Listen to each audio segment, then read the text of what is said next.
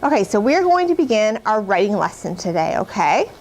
And so writers, today is our last day of revision before we're going to move on to another essay.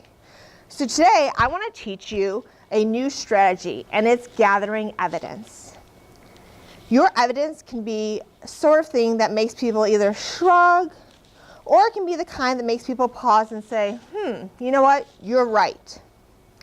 So today I want to teach you that literary essayists use not only what the text says, but how the text says it as evidence to support their claims.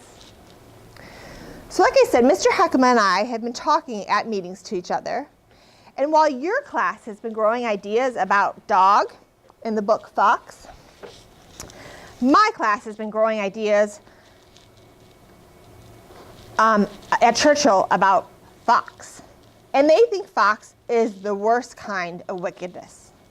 The kind of wickedness that is charming and enticing, that lures characters like dogs to open the door and their hearts to him.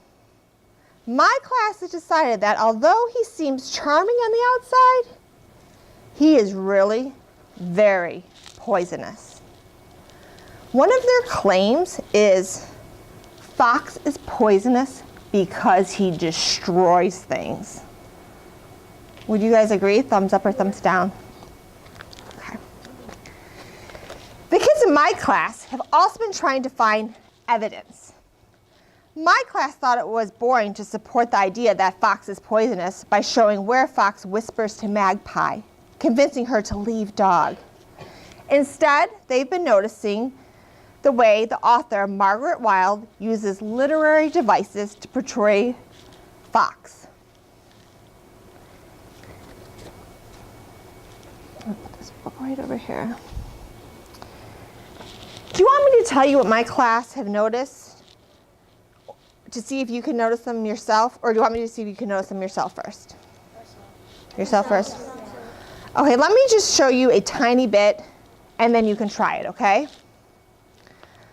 Let's reread a part where she might be using words to make fox seem destructive. That's the claim that they need to prove, right? Instead of looking mostly at what fox is doing, we'll be looking at the language mostly at what fox is doing, and we'll be looking at the language, specifically these literary devices, what the author is portraying fox. So I have it up here, and I'm also going to give you a handout, okay? So you guys can see it a little bit closer. Wait, can you turn off one of the lights? And then let's have everybody take one of these. I'm going to read it from my book. It's this page right here in Fox. Take one, pass it around. Okay. So you may look at this either on the smartboard or right in front of you. Okay?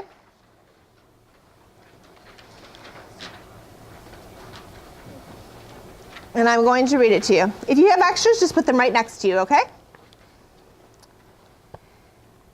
After the rains, when saplings are springing up everywhere, a fox comes into the bush.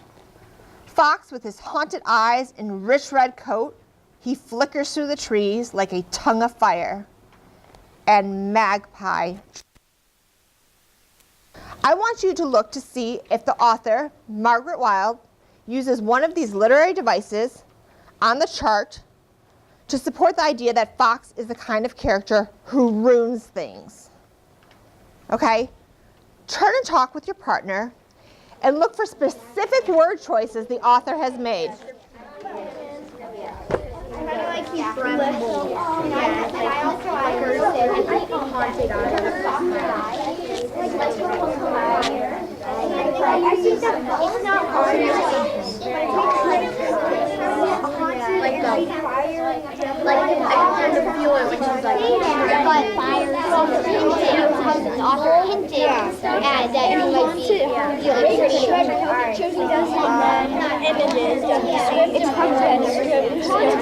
Okay, writers, eyes on me. Okay, I want you to watch me do this first bit of noticing. I'm noticing in this part of the story, the author chooses to make the weather be just after the rain. That was the choice the author made. Why would she make it after the rain? I wonder. Not rain, but after the rain. Perhaps she did that to show the world is clean and things are growing. She has the little baby trees, the saplings spring up, not popping up, just spring up. The world feels like spring. I'm not sure if any of this will connect to the idea that Fox is destructive, but maybe she'll show him coming into this world in ways that are destructive. Writers, I want you to turn and talk and tell each other what you noticed about me doing to study the author's language. Okay, turn and talk. Not much about fox, but I know one brown fox, and then it's like it would be have something to do with then after the maybe something to do like the world is peaceful, but then Okay, pencil on the floor. coming in and almost destroying the peaceful environment or something. And mine relates to that because when it says a tongue of fire, like rain would have put out the fire. Well, kind of like haunted as in kind What are you of. guys noticing over It's here? kind of like a weird, like a blank window. Everything is clean except that one speck of dirt, which is fox, that you just can't get off. Okay, writers, let's come together. Okay, so I share with you what my noticings were about this one page that Margaret Wilde wrote about. Can anybody share with me what they might have noticed with their partner about this same passage? Yes. Well, me and Bennett were talking. Yes. And I kind of noticed that after the rains, it says when saplings are springing up, and it's kind of giving an example of like spring. It's also giving and then like extra descriptions and stuff of what's going on.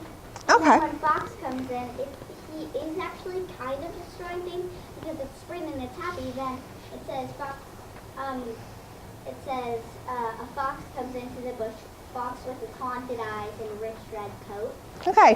While you share that, was there any literary devices that you were thinking of? Yeah, I thought of descriptive words and sentences. Mm-hmm. Very good. Okay, may I have one other group share out, please? Yes. Well, we have something about the picture and the word. Okay. Which one would you like to share out? About like The picture of Fox. Okay. I mean, if you look at his eyes, they're like red, signaling like something like he might be like playing with something. Okay. And it looks like the rest of his body, like here, is a little bit more like darker than the some of his body.